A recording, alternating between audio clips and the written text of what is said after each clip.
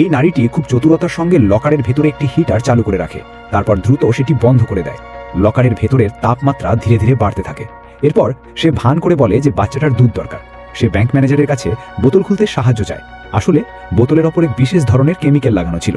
Manager তার হাতের তালুতে হালকা জ্বালা অনুভব করে। সে মনে করে বোতলের তাপমাত্রা বেশি হওয়ার কারণেই এমন হয়েছে, কিন্তু বাস্তবে তার হাতের তালুর ফিঙ্গারপ্রিন্ট নষ্ট হয়ে গিয়েছিল।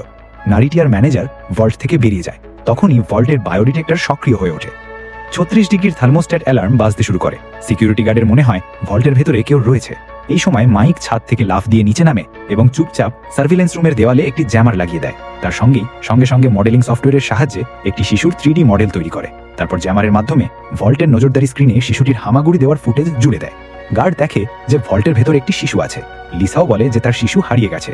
ম্যানেজার সঙ্গে ভল্ট খোলার জন্য নিজের ফিঙ্গারপ্রিন্ট ব্যবহার করে, কিন্তু তার ফিঙ্গারপ্রিন্ট নষ্ট হয়ে যাওয়ায় সিস্টেম চিনতে অস্বীকার করে।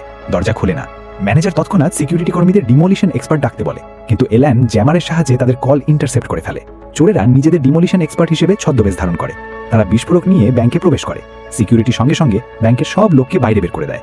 চোরেরা ভল্টের দরজার ফ্রেমে সমানভাবে ফোম বিস্ফোরক ছিটিয়ে দেয়। তারপর গাড়ির রিমোট ডিটোনেটরটি বিস্ফোরকের সঙ্গে যুক্ত করে। অন্য সঙ্গে বাটন চাপতেই ভল্টের দরজাটি সঙ্গে উড়ে যায়। ব্যারি সোজা নির্ধারিত সেফের কাছে পৌঁছে যায়। সে কম্পিউটারের সাহায্যে দ্রুত পাসওয়ার্ড ক্র্যাক করে।